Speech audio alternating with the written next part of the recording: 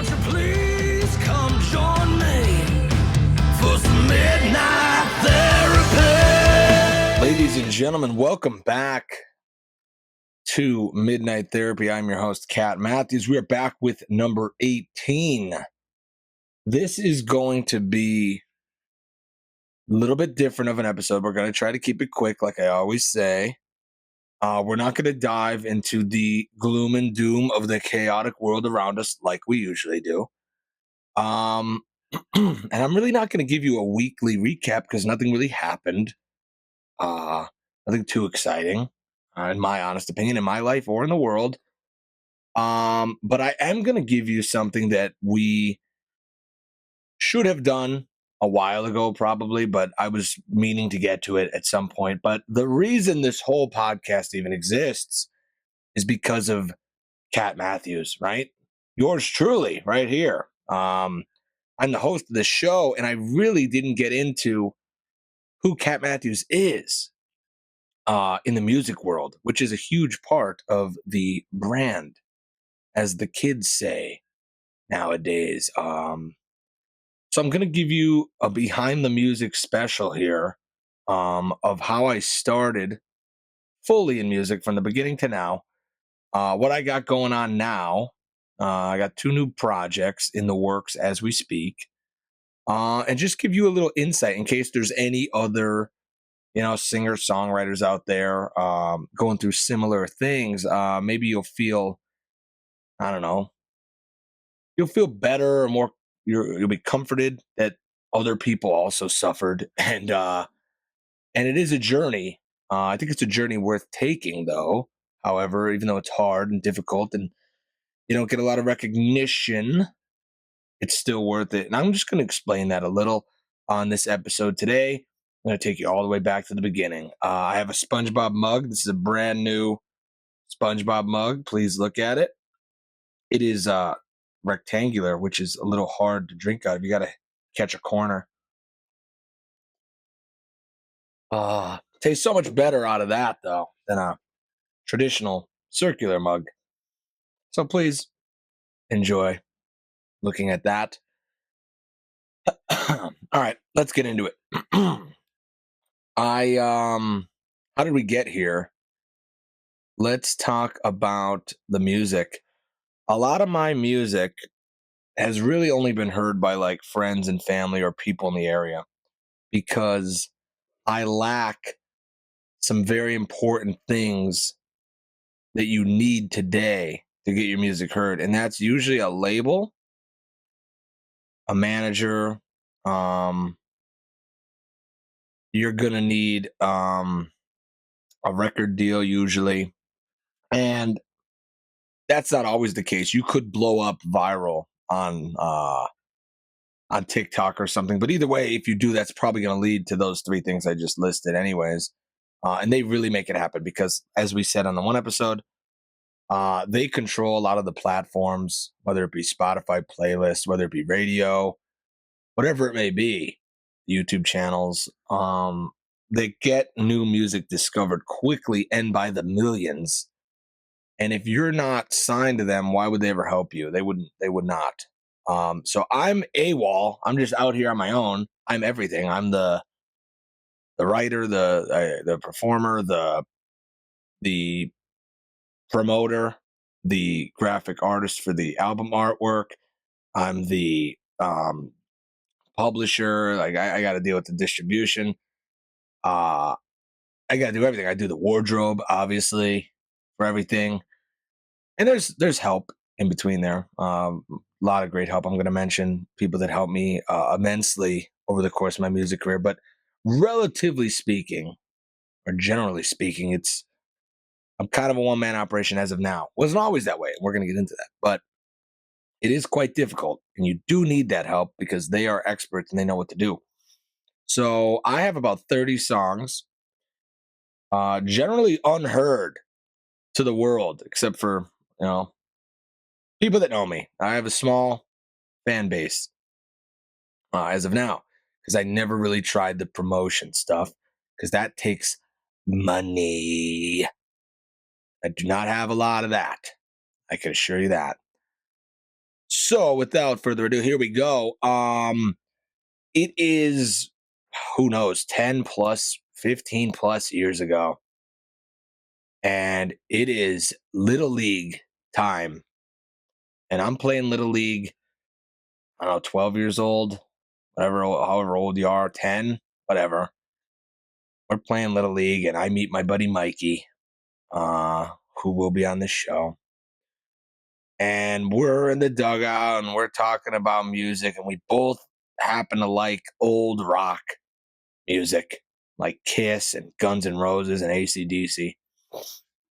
And we start talking, our parents start talking, and I guess both of our parents set us up to like that music. And we were a little different because a lot of kids didn't know that music back then. And we just started talking about music, and we, bullshitted, and we had those, those young teenage dreams of like, oh, we should start a band, in between, like sitting in the dugout at that time. So that was, I guess, the start of it right there. And then I used to go to all these yard sales. I still do, and do the antique stuff, like I mentioned. But at the one yard sale, my father bought me a bass guitar with an amp off a guy. It looked like it was in good shape. It was a Fender, it was a Squire. And the amp was like also a Squire amp or something. It was nice, small little amp. The guy threw in a case and the cord and tuner and everything. It was like $50. And that started the music journey. It made it solidified the journey. I got on the ride and the seatbelt got clicked in. So then Mikey got a guitar.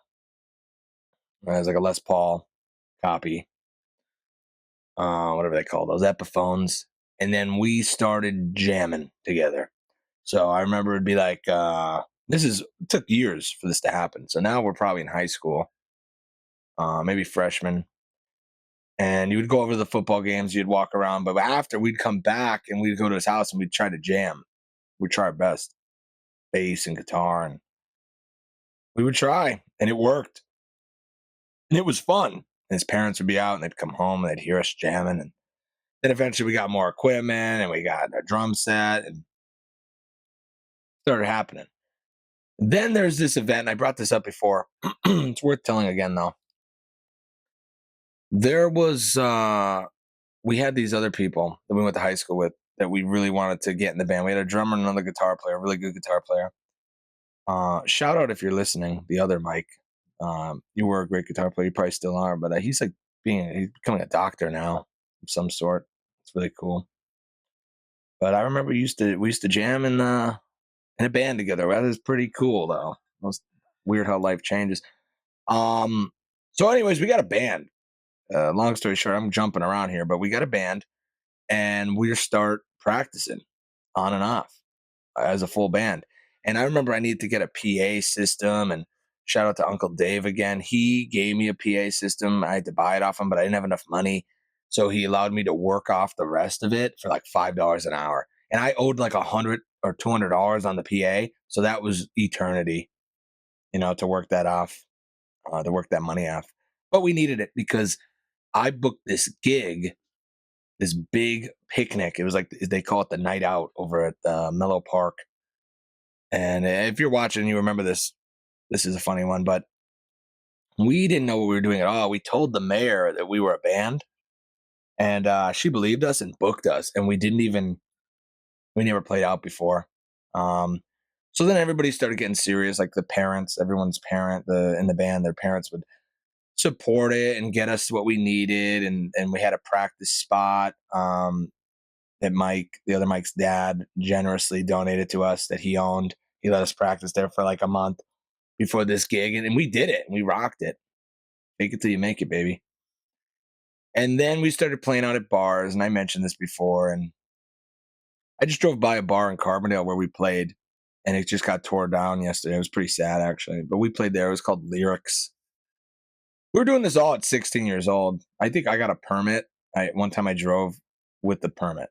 No license. But that's when we were in a band. And then, like I said, it started getting crazy. So that band broke up. It was hard. We took it real serious. We thought we were going to be famous.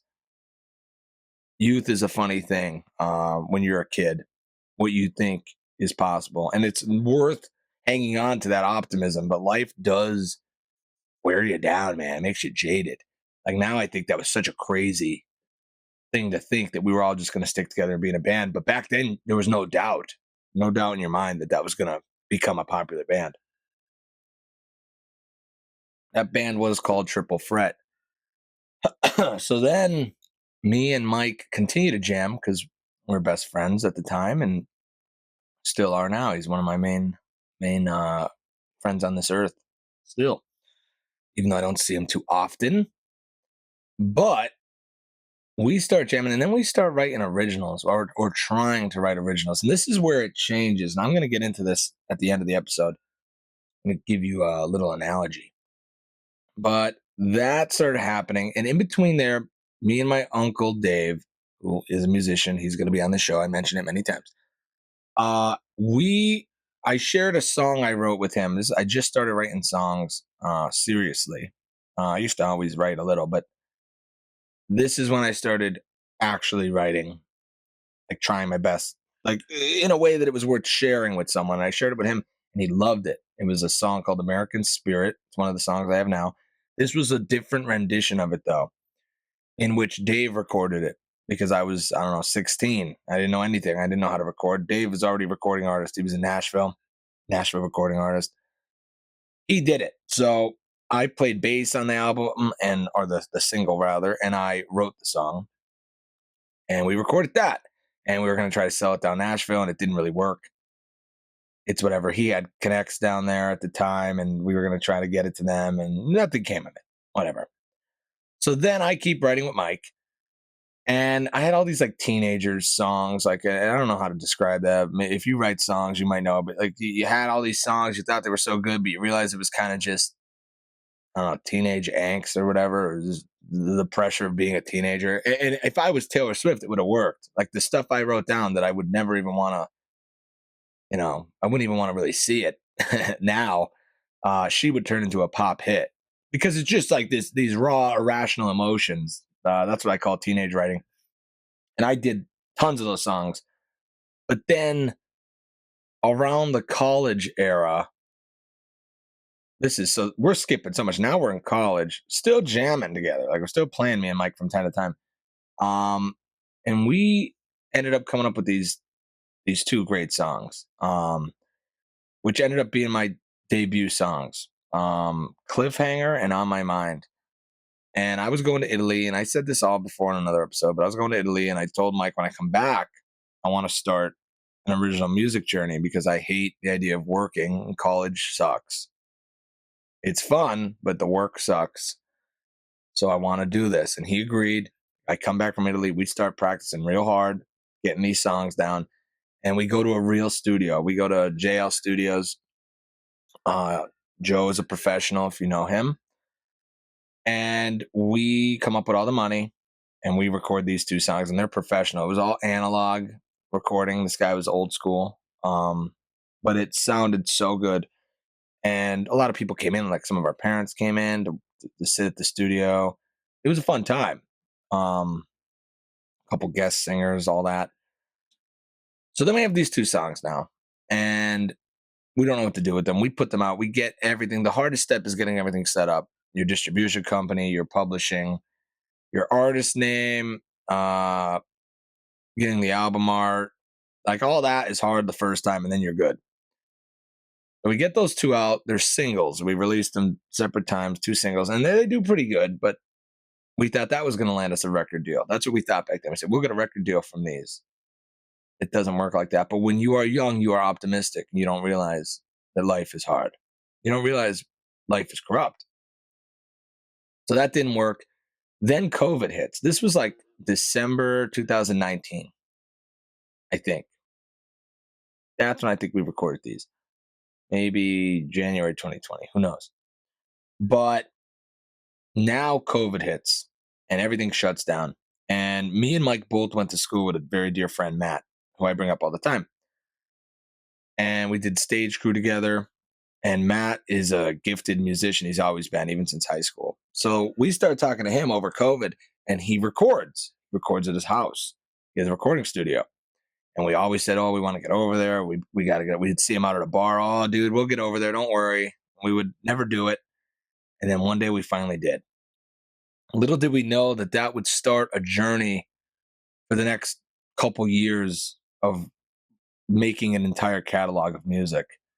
We had 2 singles, and we turned that into 30 in a couple years, which is pretty impressive if you're here in Northeast Pennsylvania. I'm going to be honest, and if you're in your 20s, it's hard. Anyone who tells you it's easy to write a song and get it all the way to the finished product, it's not easy. You need a lot of help. You need a lot of personal motivation and dedication. So we go in there, me and Mike, and we're always playing together. Keep in mind at this time, jamming weekly. We write another song, and I remember how we wrote it. Mike always said he wasn't good at putting words to his feelings, and that's a lot of people. That's everyone on this earth. It's hard to, words are limiting. T.S. Eliot, I have to use words when I talk to you. That's a real thing. Your thoughts and your feelings are limited when you try to put them to words. Sometimes there aren't even words for what you're feeling. So he explained like the story that happened to him, and then I wrote it because I it comes easier to me to come up with certain lines, poetry, writing, whatever you want to call it. So he explained the story, wrote it down on a notepad, and then we got the song "Ruined Me," which is our 3rd song ever. So we go in and we record that at Matt's. Comes out great. Then we have the other 2, Cliffhanger on My Mind. It's like, why not? Let's write a couple more, and we'll have an EP, which is like a smaller album, not a full album, but it's 5-song album. So we write Little Things. It's a song off our first EP, and Losing You, which is a great song, which we had the Frost Duo on, which is Leah, Beth, and Chris, another powerhouse talent group around here. Those 2 are immensely talented. We were very fortunate we had them to help, that we had Matt, Leah, and Chris to help us along this journey, made it all happen. You cannot do it alone. I'll tell you that right now. You cannot do it alone. If I didn't have Mike to jam with, I wouldn't have any of this. You need a community of people, whatever it may be. It doesn't have to be this grandiose thing like people talk about, like in Nashville, you got to go down to the coffee shop and hang out at this famous diner and talk to that famous guy. It doesn't have to be that. And it probably never will. It might look like that on social media. People might show you that's what it is on social media, but it's not. It's, you just take your misery with you wherever you go. If you're not happy all the time, you're probably not going to be happy by moving. Happiness is a state of mind. It doesn't matter where you are, who you're with.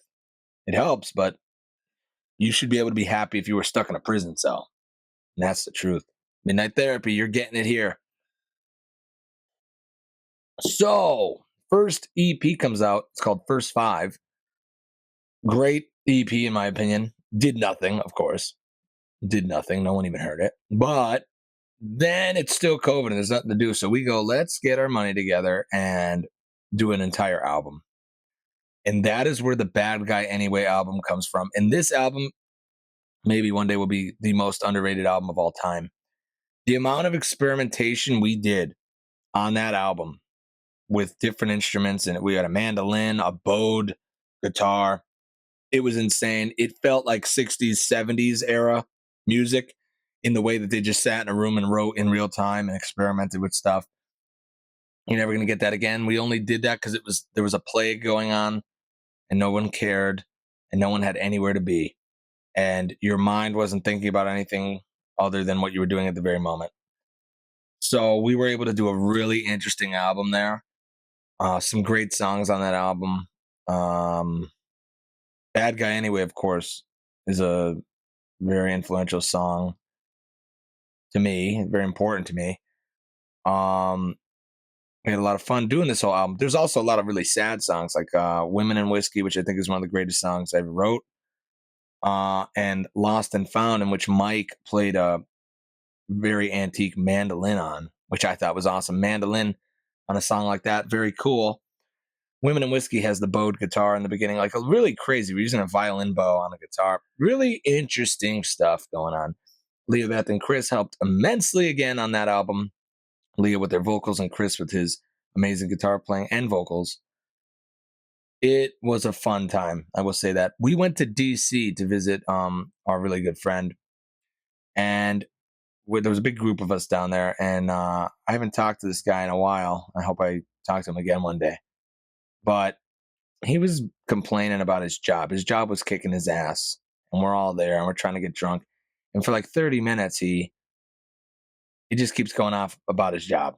And I had a guitar. We always have a guitar somehow. I think I bought this friend a guitar so he could play it, and then we took it up to the rooftop. So it was his guitar, and I'm just strumming, and we're all just sitting there, and like we're trying to like get ready to get amped up and go party, and he just keeps talking about his job, and we're all, you know, we're drinking and we're all dicks to each other. You know, we're a bunch of dudes, ball busters. And I start strumming and I'm singing this thing like, nobody cares about your problems, as a joke. And then we end up going home and recording that song, Problems, off of the Bad Guy Anyway album. Was literally a true story. And we got everybody that was there that night to come in the studio and do the group vocals at the end. So it was a really fun time to be alive and making music in Northeast Pennsylvania. A lot of people will never hear this side of the story. So I just want to give it to you in case my music is ever significant one day. You'll say, oh man, he really gave us a behind the music before the music even took off. You're welcome. So then, Bad Guy Anyway, that was kind of a sad time for me too. We're always sad, I think, as artists. You're always a little sad, a little melancholy. Um, People at that time, that album came out, it had a couple upbeat ones. It had like Good Day Right. That was a really nice upbeat song. And it had Yellow Lights, which was neutral. You know, but overall the album was sad. Country music is often sad, but people are always like, "Oh, your music's so sad." It's good music. It's just so sad, and I'm like, "Well, you know, I'm sad. You know, that's why it's sad." And a lot of people don't get that. You know, a lot of people don't understand that. And sometimes music is just an escape where you want to be entertained and you want to dance and be upbeat. And there's a place for that. And there's also a place for different genres, of course. But I would not negate the power of sadness. You know, I think people love listening to sad music. And I don't know why that is. I think it's just a potent feeling that humans feel. And I think humans like to feel intense emotions, whatever that may be. I think it's much more common to be very sad than it is to be very happy. So I think that's why people relate. Anyways, that's what people were saying at the time. That's our first album. There's 8 songs on the album. It was awesome. But this is sadly the time where me and Mike stopped playing together. Our lives kind of just take over and we're doing different things. This is right after COVID. Mike's got a different job. I'm doing the substitute teaching still. So we stopped playing together, and then I decided to keep it going on my own, which is hard when you don't have a collaborator or a partner in the business. It's hard. And whatever you do, at whatever state of what you're doing, you know, wherever you are on your journey, it is hard to lose someone that you worked with and be kind of alone. So then I write this song called Taken and Faken, and we record it and we don't release it. We put that on the back burner for whatever reason. It just didn't feel right to come out. Then in between this time, no, when Mike was still with us, we redid American Spirit. This is what I was going to say. The one I did with Uncle Dave, we redid it in our own version, made it more rock, more upbeat. We changed it, added lyrics, took lyrics out. That came out. That was really cool. We also did a Christmas song, Snow on a Christmas Morning. Very good song. Never took off. Should have taken off. Nobody writes new Christmas songs. And when you listen to Christmas radio, it's the same songs over and over again from like the 40s, like Chestnuts Roasting and Baby It's Cold Outside. And they just alternate the versions. Sometimes it's the Muppets, you know, but that's it. So we wanted to do a new one. I guess it's impossible to do a new Christmas song. Whatever. They are gatekeeping the Christmas music radio. They will not let anyone else in the club. So we did that. So then Mike leaves, and this is a very depressing time for me for many reasons. Not happy. Um, Everything's kind of falling apart. Life's changing. COVID just happened. College is over. I'm subbing, which at that time seemed like a dead end job.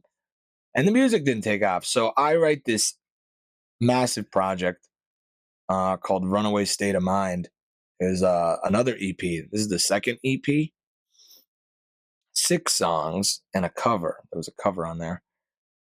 So 6 songs total with the cover. But this was, I think, my greatest cohesive body of work probably ever. This is a great EP. I don't care what anyone says. Every song on there is true and honest and deep, but also it's melodic. It's a good melodic song. Like the structure, everything about them, those songs, they're like a big set. They belong together, and that's how I wrote it. And we recorded it on the same guitar, and we wanted it to be, listened to as an album, which isn't often the case. Usually, it's just in today's world, you release a single, people don't have time for an album, but that was meant to be listened to as an album. So the first song, "Self Inflicted Wounds," one of the best songs I ever wrote. Uh, Very introspective, very vulnerable, putting yourself out there. I put a lot of thoughts into the writing and the lines in that song. Every line was handcrafted. Um, it's a very true song, and I knew I was at a turning point of my life when I did this album. And every time you write, you think it's going to be your last one. This is the last good song I'm ever going to write. This is the last song. I'm not going to do this anymore. It doesn't make me any money. What's the point? But if you have the curse, you're bitten by the bug of music. You're never done. You're never done. Even with art, any type of art, you're never done. So then we have Maybe Man on there, which is a great song. It did a little something for me. That kind of got some exposure. Then Like the Wind, Say Goodbye, and Runaway State of Mind. Those are all great songs. Then I redid Bruce Springsteen's One Step Up, which is arguably one of the best songs of all time. And it was very similar to the vibe I was trying to, represent or capture. So I did that in my own way with the harmonica and everything. It was very cool. I got my first cover song license on that one. And this was about the time I met my girlfriend too. So she inspired a lot of these songs, and I was reluctant to date her for many different reasons. And then I finally did right before this album came out, and I've been with her ever since. So it's a very important album to me. I don't think it'll ever get the credit it deserves, but it was pretty good. It's just not radio. I'm not writing for the radio. I never was at this time. Uh, but it was truly good music, and it was very. You were able to, I was put everything aside, and I just dove into honesty, and I wanted to put that out there, and it worked. So at least in my opinion, it did. So then after that, we, I have this desire to play a little hard rock. I don't know why, because I've always been like a rocker. And Mike was always a rocker too. Uh, but we wanted to do country. Obviously, I saw the writing on the wall early. Everybody sees the writing now, where it's the last songwriting genre. That's why I went over, not so much just to exploit people, like I think some other people are doing, but now everybody's coming over to country. You got Machine Gun Kelly, Post Malone, Beyonce. Who's next? Um, because it's the last genre of, I don't know, prolific songwriting. Pop is kind of dead, and rap and hip hop is a whole different thing. The writing style is 100% different. But if you just want to write like a standard song, kind of country, that's the only thing. And that's what people are listening to. I think, like I said, country is hitting its renaissance era soon, where you're going to have actual rock stars. And you're starting to see that. Like Luke Combs, Morgan Wallen, they're like rock stars, filling arenas. And it's one person, it's coming. I saw it first. I like to believe I saw that early, but whatever. We're country, but we want to have some rock roots. So I write this song called Wild, which is, no pun intended, a very wild song. Please listen to it if you haven't. And then we don't know what to do with it. Should it be a single? What should it be? Now, at this point, Matt and I are collaborating way more. Mike's not there. So Matt's playing some licks and Matt's taking the reins a little and he's helping me with the vision and it's working out. Matt is immensely talented and he works like on the spot. Like he comes up with ideas in a second. He has written probably over thousands of songs, Matt, and played so many different licks and riffs over the years he's been alive. He's an immensely talented guy. I keep saying that word, but it's very true. So then I come up with a very important song, Midnight Therapy. Obviously, you know why it's important. That's pretty much my title track. That's the name of the show.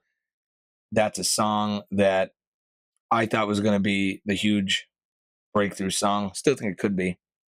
We did our first music video for that song. Um, Shout out to Eric for that. Different Eric. He did a great job on that. We filmed it on a film, like actual film camera. We had to rent a truck. We rented a couple venues out. Crazy. We had actors. Wild times. Shout out to Brandon for letting me use his truck. Please watch that music video if you could. You have the time, if you may. That's a good one. So then we have Wild and we have Midnight Therapy. And then I was like, hey, remember Taking and Faking? Remember I told you that? Maybe we could reincorporate that to this and make an EP. And it was going to be singles. We're just going to release singles. I didn't want to do any more albums or EPs, but then we only did 2 more. So eventually I wrote this song called Troubled Minds with the help of my dad. Very interesting song there, experimental also. And then You and Me, which is a duet. And we threw that together and we made the Midnight Therapy EP, which is a great album. Another great album. I like it a lot. Hope you do too. Then after that, like we did the music video, we did everything. It won Song of the Year at a local music award event that I might be playing at this year. Again, that'll be fun. So then still riding the wave of that for a bit. And like I said, this is all over the course of months to do that. It's not that easy to just write a song. It's so much painstaking process. Every step is I'm summarizing it very much so. It takes a long time to do all this. So now a couple months go by, let's say, and that song by Oliver Anthony was blowing up. Richmond, north of Richmond, and I liked it. I thought it was a cool song. I thought that guy was being honest too, and it wasn't mainstream. But I noticed he was just doing it on guitar outside. He didn't really do a studio version, so I was like, maybe I could be the first one to cover this song. And that could have went one of 2 ways. People would have thought I was riding the coattails of him, or I was honoring him. Not enough people even heard it to even care or form an opinion. But I did cover that song in a rock version in the studio pretty early on, maybe like a month after his came out. Did a little music video for that too in the backyard. That was a cheap video. It was less expensive and there was only me in it and the dogs and the chickens. So then there's that. Then the next song I do is a commercial song. I wanted to do a radio song, a pop country song. So I wrote this song called Black Hole. I wanted to have one of every type of song, at least, in my catalog. So Black Hole was super out of my wheelhouse. It was like a pop song. It still is very much a pop song. I act like it came out years ago. That came out like earlier this year. Like I said, didn't do much either. And now here we are. And I'm almost done. I'm wrapping up literally today in the studio with 2 brand new songs that I think are the best songs I ever wrote. These are truly the best songs I ever wrote in every category. Authenticity, radio, ready, commercial, also unique, vocal performance, overall mix, creativity, all of it. It checks all the boxes. The other songs check most of the boxes. These 2 check all of them. And that took, you heard the whole journey, 10 plus years to get there. 26 years old. I have about 30 songs. It took that long. And sometimes it takes that long. If you could stay in the game that long, you'll get there too. But it is quite hard and it's not easy. And I'm sugarcoating and making it seem like it was hard. It was very hard. I'm telling you, if you think for a minute it's easy, it's not. So don't give up out there if you are pursuing a similar dream. My problem is I have no label or manager, and the system rewards popularity on social media. That's all they reward. That's all they care about because all they care about is profit. Some people out there still care about genuine good songs, but not without social media popularity. Every major label and important person in Nashville I talk to only cares about your social media presence. And it's a rat race. You go on there, there's hundreds of people doing the same thing. They're outside lip syncing to their studio track with a guitar, trying to make reels like short TikToks, and they're trying to blow up. They're trying to be like the Bailey Zimmermans and all those people that blew up on TikTok. And it's just very boring. And you get discouraged because it's fake. Like it's a fake world, it's a toxic world. No one's honest. Everyone's just trying to get that record deal. They want their manager to see those numbers go up on their Instagram and on their TikTok so that maybe they're considered for a showcase or something in Nashville. And first thing they're going to ask is, who is this guy? How many followers does he have? They don't want to take a gamble on talent anymore. They want it to be a sure bet. They want to say, well, this guy's already pretty famous. Only problem is, if you're already pretty famous, what do you need the label for? What do you need the manager for at that point? Like if I had 2 million monthly listeners, what do I need the label for? I'll tell you, what you need them for is to maintain. They will keep you at 2 million or more. That's what the label does. You might get there on your own, but you'll fizzle out. There's too much going on today. So to stay relevant, they're going to get you new songs that are written by ghostwriters down there. They're going to get you on certain award shows. They're going to get you doing some national anthems. They're going to get you doing some benefits, events, and stuff like that, music awards. They're going to get you all that, which keeps you alive. They're going to get you some opening act gigs for other big artists. They're going to get you some collaboration deals, and that keeps you alive. So that's what you need them for. And unfortunately, you got to get there on your own to get your foot in the door. The way I put it, I'm 95% there, but that last 5% is the hardest. It's the hardest to break through. You could have everything ready, and that last step you might never get there. And Bruce Springsteen, who is my favorite musician of all time, he said it best on his Howard Stern interview. And I'm going to paraphrase, I'm going to butcher this, but go watch it for yourself. He said something like, there's a big group of kids that pick up a guitar when they're a teenager or whenever. And then that group gets a little smaller. And then those kids go on to start playing with their friend up the street. And then that group gets a little smaller and they end up doing a couple covers. And then that gets smaller and they get their own band. And then that group gets even smaller. And then a couple of those kids write an original song. And then it gets smaller. And then those kids record an original song. Then the group gets smaller and they record an album. And then that group gets even smaller and they play live their originals. And then that group gets smaller. And then the tiniest little group, a few of them will make it. But think of how many quit 5 steps ago or 10 steps ago. And I'm at the last step where the songs are ready, the catalog is done, the brand is established, the sound is there, and I just need to break through. Will I ever? Maybe not. Maybe not, but who cares? That's not why you do it. If you have this passion, you know you can't stop even if you wanted to. I should have stopped a long time ago, but I didn't, and I made all my terrible decisions pursuing art in any way, whether it be paintings or music or the TV show I wrote with Eric. And it's still worth it. You wouldn't want it any other way. You'd always knock yourself for not trying. I'll tell you that. We live in a world where popularity equals good.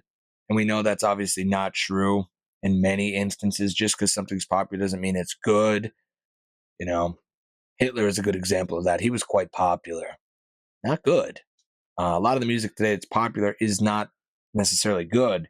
It's just popular because the powers that be make it popular. You know, because the labels own the playlists and they own the award shows and they own Nashville pretty much. And if they own you, they own your publishing rights and your writers' rights and everything. You getting your music out there benefits them because they're making the money off you. You get to be famous for whatever that means, and they get to make the money off you because you're a sure investment. You're a sure thing. So the world's corrupt. It's always corrupt. Every aspect of life is pretty corrupt, from the school board all the way up to Nashville. But what are you gonna do? You gotta work with these people somehow and try to. There is something beautiful about songwriting though, because all that slips away when you're writing a song. I watched a good documentary about songwriting, and it said, like, I'm just gonna make up the songs. I don't remember what he said, but he's like, the best songs ever are Born to Run, Purple Rain, and the last song I wrote. Every songwriter thinks they have gold. The last song is the best song. The current song they just wrote is the next big hit. And you want to keep that going. You want to feel that optimism, that hopefulness, as long as you could, because without it, nothing gets done. If people gave up, you wouldn't have anything you have today that you know and love. So, with that being said, I have the songwriter curse. If you have it too, please share below in the comments. That's really the end of my story here. I just want to get my music heard, and hopefully, this inspires you to listen to it. As always, stay curious, my friends. Thanks for listening, and see you next week. Good night.